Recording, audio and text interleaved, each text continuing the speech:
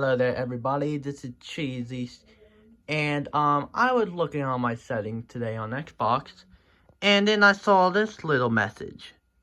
Xbox Live Core Services.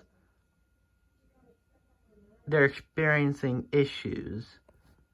So I thought, that's not a big problem. That's not a big problem at all.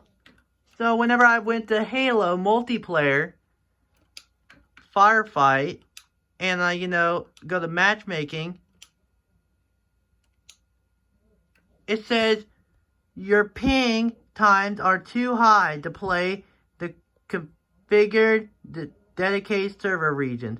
Please check your connection and try again. Xbox, you better be fixing this because, I play Halo all the time and I get this message while I'm playing a damn firefight. Yep. Well, if you're having trouble too, please say it in the comment section and make sure you like and subscribe the video.